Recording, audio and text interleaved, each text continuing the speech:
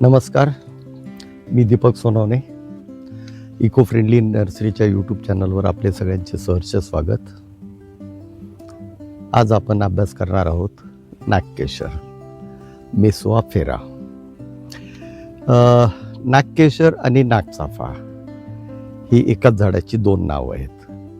बऱ्याच जणांनी गैरसमजुतीतून नागचाफा समजून वेगवेगळी झाडं लावलेली, काहींनी कॅनन बॉल ट्री लावलेला आहे कारण त्याचं फूल नागाच्या फणीसारखं दिसतं म्हणून. काहींनी आणखीन इतर चाफे लावलेले नागचाफा म्हणून. पण शास्त्रीय दृष्टिकोनातून नागचाफा आणि नागकेशर ही एकाच झाडाची दोन्ही नावं आहेत. नागकेशर हे आयुर्वेदात अतिशय महत्त्वाचं झाड आहे. फर्टिलिटी म्हणजे पुत्रप्राप्ती वगैरे किंवा मेंदूचे आजार, वेगवेगळ्या आजारांसाठी ह्याचे पराग वापरले जातात. सध्या बाजारात उपलब्ध असणारं जे नागकेशर येतंय ते बऱ्याच अंशी डुप्लिकेट आहे. ते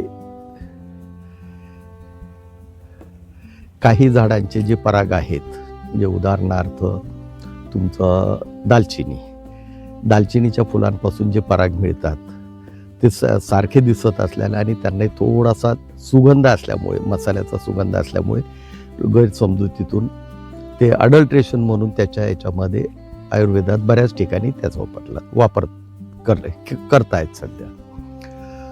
तर नागचाफा, नागकेशर हे जे आहे उष्णकटिबंधीय म्हणजे साधारण कोकण पट्ट्यामध्ये अतिशय सुंदर वाढणारं झाड आहे. झाड अतिशय सुंदर वाढतं. सुरुवातीला जी पानं येतात त्याची साधारण गुलाबी रंगाची असतात आणि नंतर मग ती हिरवी होत जातात.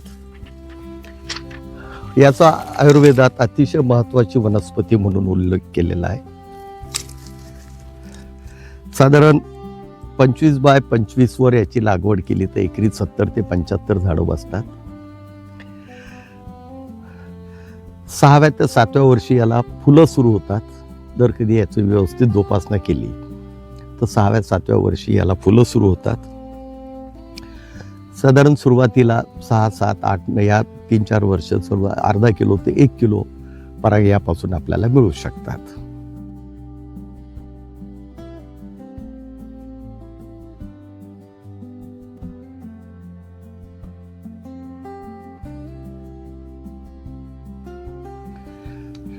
नंतर साधारण आणखीन एक 10 वर्ष जर कधी कंप्लीट झाली 1 किलो ते 2 किलो फुलं आपल्याला मिळतात.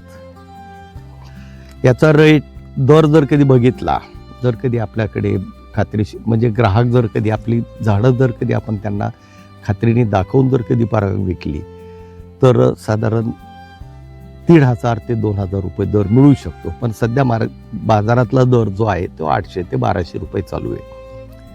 पण त्यातही खात्री नसल्यामुळे याला दर आपल्याकडे जर खात्रीने आपण जर कधी देणार असू तर आपल्याला दर चांगला मिळू शकतो.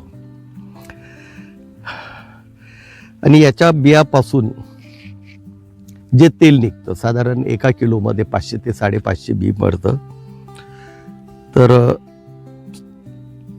8व्या ते 10व्या वर्षी याचा म्हणजे अर्थात 5व्या 6व्या जशी फुलं गळून गेली की ती आपण गोळा करायची असतात. त्यानंतर मग मात्र याची जी फळं आहेत ती पण गोळा करायची. त्यापासून तेल जे निघतं ते 50 ते 60% तेल आहे. अर्थात सुकलेल्या बियांमध्ये त्यालाही दर 400 ते 600 रुपये हा दर मिळतो. याचा उपयोग जो आहे त्वचारोग, सांधेदुखी, अरोमा थेरपी, मलम, मसाज वगैरेसाठी सुद्धा याचा वापर होतो. हे औषधी साबण जे आहेत त्यासाठी सुद्धा या तेलाचा चांगला उपयोग होतो आणि त्या साबणाला दरही चांगला मिळतो. तसंच एक कीटकनाशक किंवा म्हणजे कीटकरोधक रिप्लंट म्हणूनही याचा वापर होऊ शकतो. झाड हे जे आहे हे बियापासून लागवड होते. बियापासून लागवड झालेला हा मोठा वृक्ष होतो. लाकूड अतिशय कठीण असल्यामुळे याला वाढही चांगली आहे. पण कोकण पट्ट्यामध्ये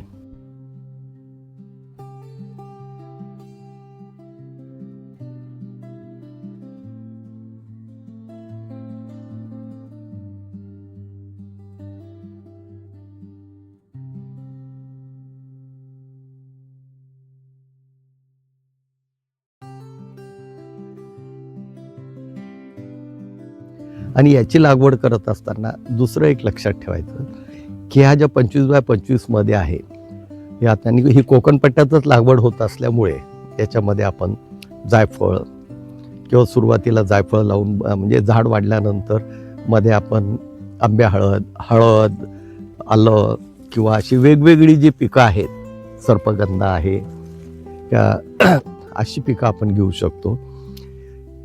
याची वाढ होऊन थोडीफार सावली जर की झाली की त्याच्यामध्ये मग आपण जायफळ वगैरे जे आहे, मसाल्याचे बाकीचे पदार्थ, जायफळ आहे, दालचिनी आहे, तमालपत्र आहे, ऑलस्पाईस आहे,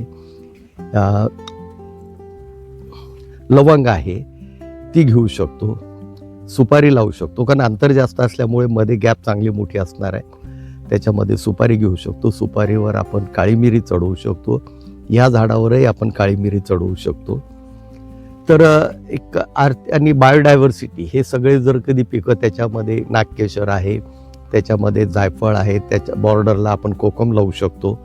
कोकम हा जास्त पसरत नाही, त्यामुळे कोकम साधारण 6-6 फुटावर किंवा 6 ते 7 फुटावर आपण त्याची लागवड करू शकतो. आज जायफळ आहे, लवंग आहे, दालचिनी आहे, सुपारी आहे, काळी मिरी आहे. बायोडायव्हर्सिटीसुद्धा चांगली मेंटेन होते आणि हे सगळे स्पायसेस असल्यामुळे आपल्याला उत्पन्नसुद्धा चांगल्या प्रकारे मिळू शकतं.